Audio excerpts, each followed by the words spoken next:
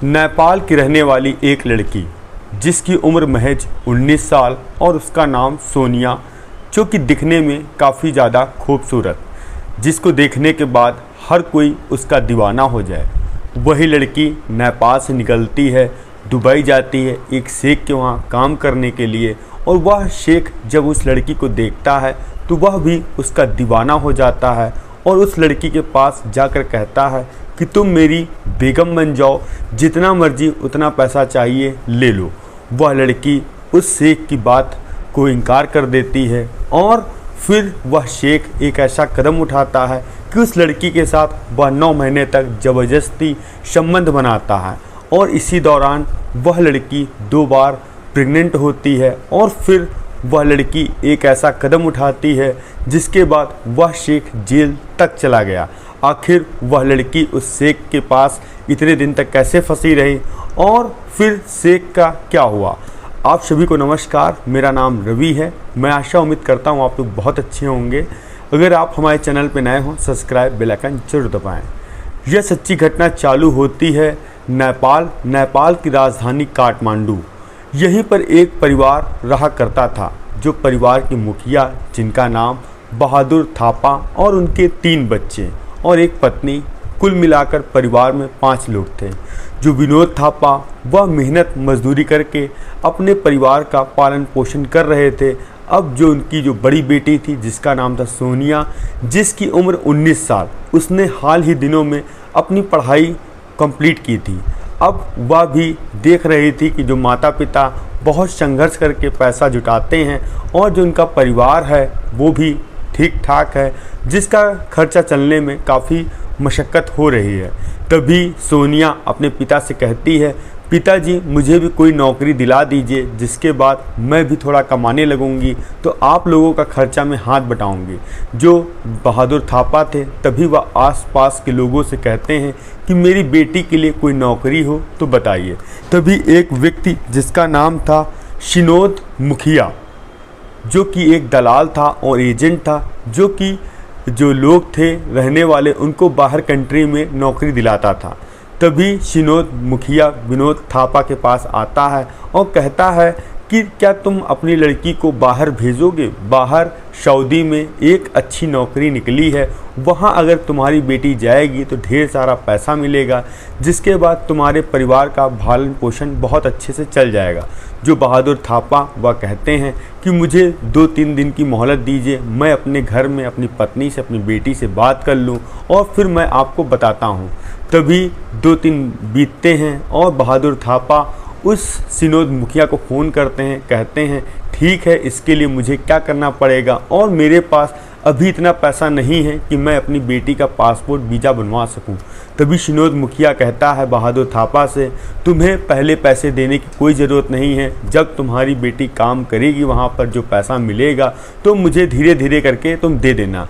तो बहादुर थापा तैयार हो जाते हैं और तभी शिनोद जो मुखिया बहादुर थापा के 1 घंटे बाद घर आता है और कहता है कुछ तुम्हारी बेटी के डॉक्यूमेंट मुझे चाहिए, जिसके लिए मुझे पासपोर्ट या वीज़ा बनवाना है। जो बहादुर थापा वह अपनी बेटी से लेकर डॉक्यूमेंट उस शिनोद मुखिया को देते हैं और वह आगे की कार्रवाई करने लग जाता है। तभी एक दिन और तारीख डिसाइड होती है और एक टिकट निकलती है, और तभी शिनोद मुखिया कहता है कि 20 नवंबर 2022 को दोपहर के 2 बजे फ़्लाइट नेपाल से रियाद के लिए है, और अपनी बेटी से कह देना वह पूरा पैकिंग कर लेगी। और अब वह उसको नौकरी अच्छी मिल गई है सऊदी में। अब 20 नवंबर 2020 का दिन तारीख आती है, वह सोनिया निकलती है घर से एयरपोर्ट के लिए। जब काठमांडू एयरपोर्ट पहुंचती है, देखती है 5-6 लड़कियां और हैं, तो वह बहुत खुश हो जाती है कि इतनी सारी लड़कियां सहेली साथ में जा रही हैं तो हम लोग साथ में काम करेंगे।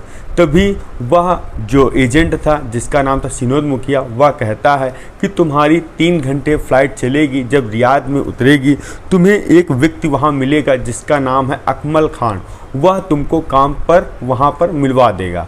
अब वह सारी लड़कियां फ़्लाइट में बैठती हैं और रियाद उतरती हैं। एक जो व्यक्ति रियाद में खड़ा था, जिसका नाम था अकलन खान, वह जैसे ही देखता है उन लड़कियों को इशारा करता है और कहता है कि चलो तुम लोगों को मैं लेकर चलता हूँ। अब वह व्यक्ति उन सारी लड़कियों को एक गाड़ी में बैठालता है और एक बढ़िया से फ्लैट में लेके जाता है और कहता है तुम लोग आराम करना कर लो और खाना पीना खाना हो खा लो। सब लड़कियां वहां पर नहाती हैं, धोती हैं, उसके बाद खाना खाती हैं। अब वह सभी लड़कियों को अलग अलग डिस्पैच कर रहा था। तभी एक शेख जिसका नाम था राशिद खान, जिसका वहां पर फ्लैट था, वह सोनिया को वहां लेकर जाता है और बताता है तुम्हारे यही साहब हैं, तुमको इनके घर में ही खाना बनाना है। जो रशीद खान वहाँ के जो घर के शेख थे, उनकी 2 बीवियाँ थीं और 11 बच्चे थे। अब सोनिया काम सब देखती है, समझती है, वह करने लगती है। और जो रशीद शेख था उसने सोनिया को बगल में ही एक फ़्लैट दिया था जो कि पूरा एयर कंडीशन था। जैसे ही सोनिया पता लगता है कि उसको एक फ़्लैट मिला है, वह बहुत ही ज़्यादा खुश हो गई थी और देखती है कि उसके कमरे में टीवी भी है, एसी भी है। इसको देखने के बाद उसका खुशी का ठिकाना नहीं था। अब सोनिया बहुत ही हंसी खुशी से अपना कामकाज ख़त्म करती, उसके बाद अपने फ्लैट में आती और सो जाती। तभी एक दिन रात के करीब 12 बजे वह खाना खाकर लेटी थी, तभी देखती है कि उसका शेख उसके बेडरूम के पास आ गया और उसको हाथ से टच करने का प्रयास करता है। वैसे ही सोनिया जगती है, हड़बड़ा जाती है और कहती है साहब आप इतनी रात में यहाँ क्या कर रहे हैं। तभी रशीद खान कहता है कि तुम सोनिया इतनी ज़्यादा खूबसूरत हो कि मैं तुम्हें दिल में कुछ बात थी मैं कह नहीं पा रहा था, अगर तुम्हारी इजाज़त हो मैं कहूँ। तो सोनिया कहती साहब बताएं क्या बात है, आप मुझसे कोई गलती तो नहीं हुई। तो वह कहता नहीं नहीं ऐसी कोई बात नहीं है। तभी रशीद खान कहता है क्या तुम मेरी बेगम बनोगी, जिसके लिए मैं तुमको बहुत सारा पैसा दूंगा। तभी सोनिया कहती है साहब आप मुझसे बहुत बड़े हैं, आप यह सब क्यों सोचते हैं, मैं तो यहाँ काम करने के लिए आई हूँ और जो कि मेरे माता पिता ने भेजा है। तभी रशीद खान उस सोनिया को धमकाता है, कहता है ज़्यादा जुबान मत चलाओ, जितना मैं कह रहा हूँ उतना करो। तभी रशीद खान सोनिया को पकड़ता है, बाहों में लेता है और ज़बरदस्ती उसके साथ संबंध बनाता है। और जब सोनिया विरोध करती है तो उसको मारता है। इतना ही नहीं, उस रात उसने 3 बार उस सोनिया के साथ ज़बरदस्ती संबंध बनाया और फिर वह चला गया। इसके बाद 2 से 3 दिन तक सोनिया की तबीयत खराब रही और उसको लगा क्यों ना यह बात अपने परिवार वालों को बताई जाए। सोनिया अपना फ़ोन निकालती है, अपने माँ को फ़ोन करती है, कहती है माँ वहाँ सब कैसा है। तो माँ खुश हो जाती है, कहती है बेटा जब से तुम गई हो तब से मानो परिवार के 4 चांद लग गए हैं और हर महीना पैसा भी आ रहा है, और तुम कैसी हो। तो सोनिया अपना दर्द नहीं बताती है, जानती है कि मैं अपना दर्द बताऊंगी परिवार वाले भी बिल्कुल नर्वस हो जाएंगे। इसके कारण से वह फ़ोन काट देती है और 3 से 4 महीना बीतता है। तभी उसके पेट में अचानक दर्द होता है और वह रशीद खान से बताती है कि मुझे पेट में 10-15 दिन से दर्द हो रहा है, क्या मेरी दवाई कहीं से लाओगे। तभी रशीद खान उसको लेकर डॉक्टर के पास जाता है। जब उसके पेट का अल्ट्रासाउंड होता है तो पता लगता है कि वह प्रेग्नेंट है। जैसे ही सोनिया को यह बात पता चलती मानो उसके पैरों तले ज़मीन खसक जाती है और अब उसके जहन में सवाल था आखिर वह करेगी तो क्या करेगी। और रशीद खान उसके पास आता है, कहता है यह कोई बहुत बड़ी बात नहीं है, यह बिल्कुल मामूली बात है, इसमें तुम डरो मत, सब कुछ सही हो जाएगा। रशीद खान बोलकर उस लड़की का गर्भपात करा देता है और अब इंतज़ार कर रहा था कि जितनी जल्दी सोनिया सही हो जाए उसके साथ वह फिर उसकी इज्जत से खिलवाड़ करे। अब 10-15 दिन बीतते हैं सोनिया के साथ, वह फिर उसी ढंग से संबंध बनाने लगता है। अब 7 से 8 महीना दोबारा हो चुके थे, तभी एक बार फिर से सोनिया के पेट में दर्द होता है। अकेला वह बिना बताए उस हॉस्पिटल में पहुंचती है और कहती है कि मुझे पेट में फिर से दर्द हो रहा है। जब डॉक्टर उसका अल्ट्रासाउंड दोबारा फिर कराते हैं तो पता लगता है वह दूसरी बार प्रेग्नेंट है। तभी एक वहाँ कर्मचारी से सोनिया कहती है कि जहाँ मैं काम करती हूँ वह शेख मेरे साथ बहुत ज़बरदस्ती करता है और मैं करूँ तो क्या करूँ, जो तो मैं नेपाल के रहने वाली हूँ, मेरा यहाँ कोई है भी नहीं, अगर मैं विरोध करती हूँ तो यहाँ मेरा पासपोर्ट वीज़ा भी रख लेगा, जिसके बाद मैं कभी नेपाल नहीं जा पाऊँगी, आप लोग मेरी सहायता करिए।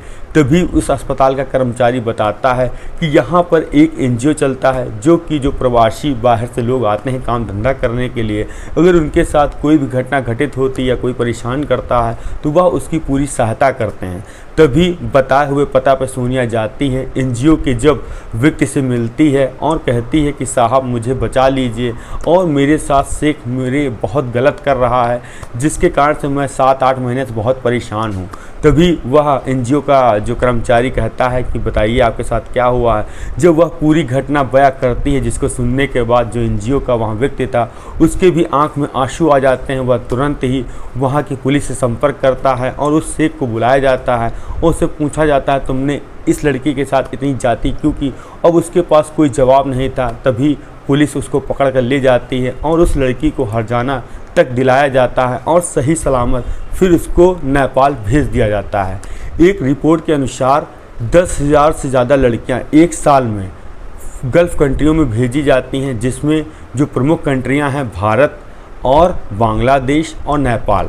और सभी लड़कियों के साथ शेख यही सब हरकतें करते हैं और जो लड़कियां बच जाती हैं वह अपनी कंट्री लौटती हैं, नहीं तो कुछ लड़कियां वहां मार दी जाती हैं। यह कहानी सुनाने का उद्देश्य हमारा किसी को परेशान करना नहीं है, बल्कि आप लोगों को जागरूक करना है कि ऐसे दलालों से सावधान रहें और बाहर अगर जाएं तो आपका कोई संबंधी हो तभी जाएं। हम मिलते हैं नई कहानी में नई शुरुआत के साथ। जय हिंद, जय भारत।